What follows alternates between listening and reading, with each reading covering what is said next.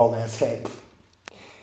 Not going in for chemo, going in for a hair transplant. Going to fix this bullshit here. You guys want to hear a miraculous thing? I used to make a joke about this. As soon as motherfuckers get in Marines, they start shaving their fucking heads. And they get out of the fucking military, they stop shaving their heads, and then they end up with that. That ain't my case. I got it when I was like 19 years old. I don't want to talk about hair transplants today.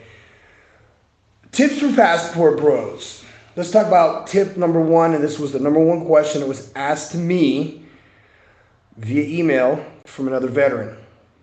Professor! This came from Mike.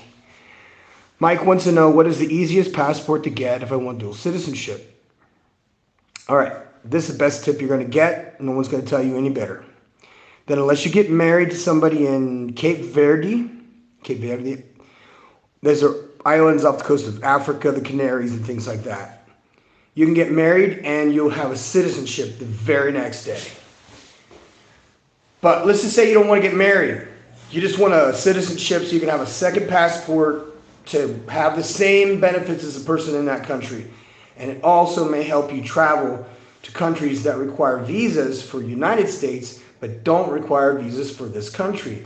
And that country is the best, the fastest route to a second citizenship without actually having to live in that country. The country is Guatemala. And Guatemala has a program for American citizens that after 5 years, you get a passport. And you only need to step foot in the country 1 day per year. That's a good deal because most of these countries like Nicaragua, Panama, Colombia, Brazil require you to be there 183 days per year in order to maintain that visa that would eventually lead you to citizenship. The way visas work is normally you got to hang on to that visa. You got to stay in that country 6 months out of the year, and you need to stay in that country for 5 years. Now, I've been in Mexico this month for 5 years. However, my first visa was a tourist visa. It was good for 6 months, so I stayed for 6 months and never applied for a permanent residency.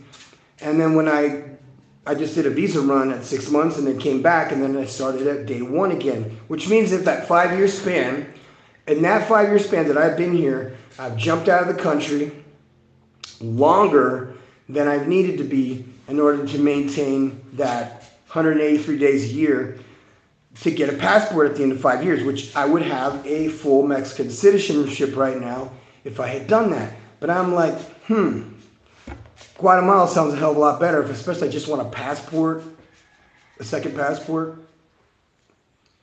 If that's what you want. If that's the route you want to go and you want citizenship in another country. It's perfectly fine, perfectly legal to do. You're going to need a lawyer to do it. It costs you about $1,700 to do it. But this is a dude that'll give you a permanent address, a fucking phone number, and a contact person in that country in order to be able to get this particular type of visa, which eventually leads to citizenship. So Guatemala is pretty easy to get to because you fly right into Guatemala City. You take an Uber to your lawyer's office or to your Airbnb, which happens to be in the same row as your lawyer's office. You go in for your appointment. You fill out the paperwork. He takes you to the Migración. They fill out the paper there. You sign, you take a picture, and you get your fingerprints done. Then you leave. And you don't have to come back till the following year. But I don't want you guys to think for a minute just because your lawnmower man down in Miami is Guatemalan and you don't see yourself fitting into that culture. Dude, you are really selling yourself short because Guatemala is fucking beautiful. Guatemala has volcanoes. Not that that's a good thing. Dead volcanoes. And on the tops of these volcanoes are these enormous, beautiful lakes. And for ecotourism, it's fantastic. Food is really good. I do believe you can drink the water, if I'm not mistaken. It's an option, but Guatemala City is pretty cool.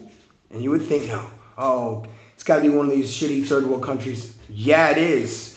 But doesn't mean that the capital city isn't fucking awesome. And then you go from the capital into these tourist areas and you kind of stay out of the shitty parts.